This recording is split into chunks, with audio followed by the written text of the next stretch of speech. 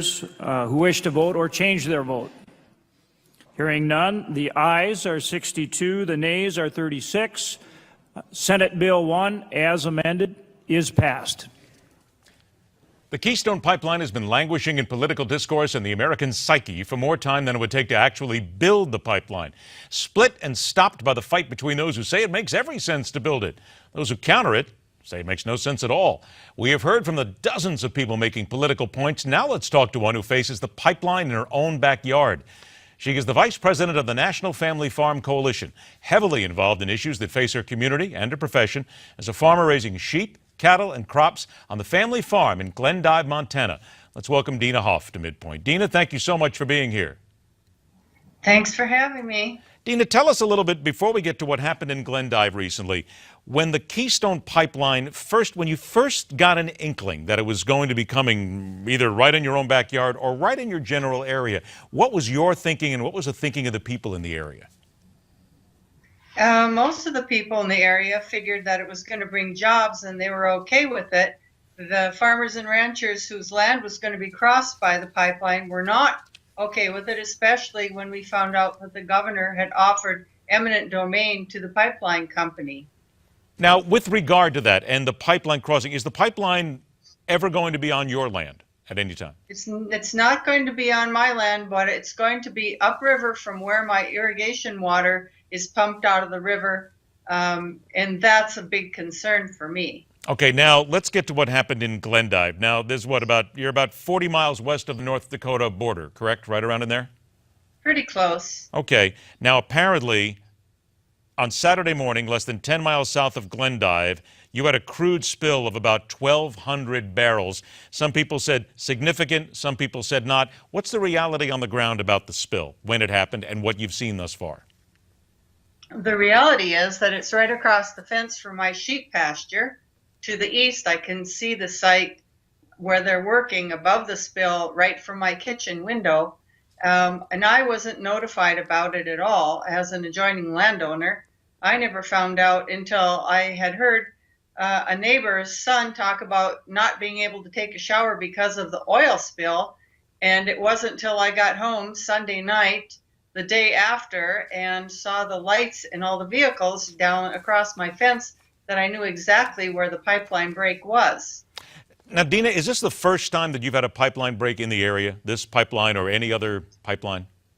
This same pipeline had a break in 1965, which was before we owned this property, and it wasn't fixed again, wasn't replaced till 1967.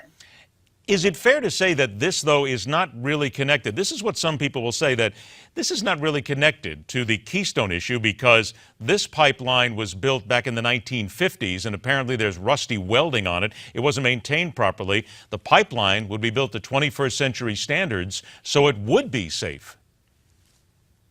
Well, as I said before, the nature of the beast, pipelines leak and pipelines break, and they say there's two kinds of pipelines, the ones that are leaking now and the ones that are going to leak. It doesn't make me feel any better at all that this is supposedly new technology. This pipeline wasn't 1955. This was replaced in 1967.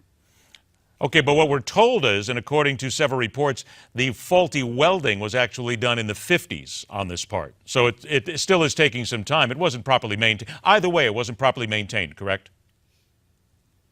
Possibly if 120 feet of it were sitting exposed on the river bottom, then it certainly wasn't being properly maintained.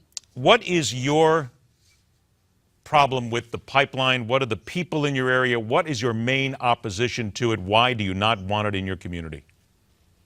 Why do I not want the Keystone XL Pipeline? Why do you not? Is it simply just a matter of the fact that you're fearing a spill? Is there something else involved in it?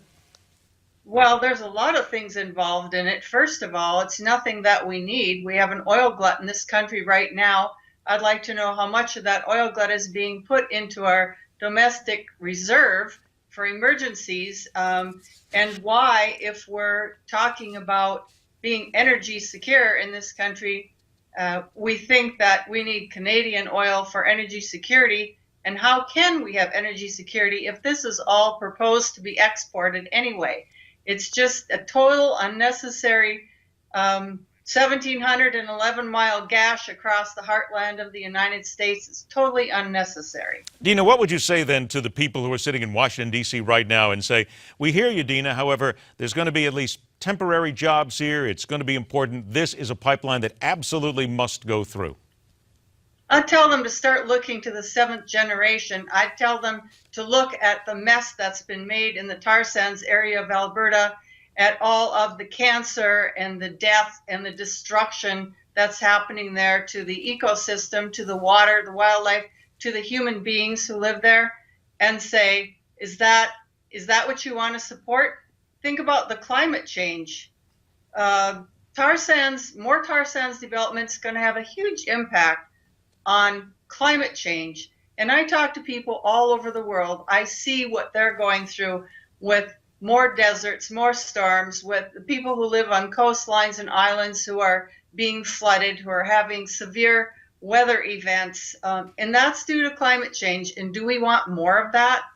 Are the people making the decisions, are they more influenced by the fact that the Koch brothers own almost 2 million acres of land around the tar sands area? Well, we don't want to get this into the Koch brothers here, Dena, because that's another entire issue here. I only got a few seconds left here. Are people listening? Do you think you're going to be able to make any kind of an impact and the people in your area will be able to stop this? Or do you think this is a fait accompli, that this pipeline will be built? Well, I think that the people on the other side pushing the pipeline have done a really good job of selling it, making people think that this is a jobs issue and in the national interest. And I'm very sad that people, especially people in Congress, making this decision aren't looking at the long term and the real impacts to not just the United States, but to everyone in the world. Dena, we thank you so much for your time, and we are always willing to hear from all sides on this. We hope that things don't happen badly at your farm. We hope that nothing happens that impacts you, and we certainly will. When we talk to people who support the pipeline, we're going to bring this discussion to their attention. I want to thank you again. Thank you. All right. Let's go and remind everybody, too, that coming up tonight, right here on MidPoint, a very special program.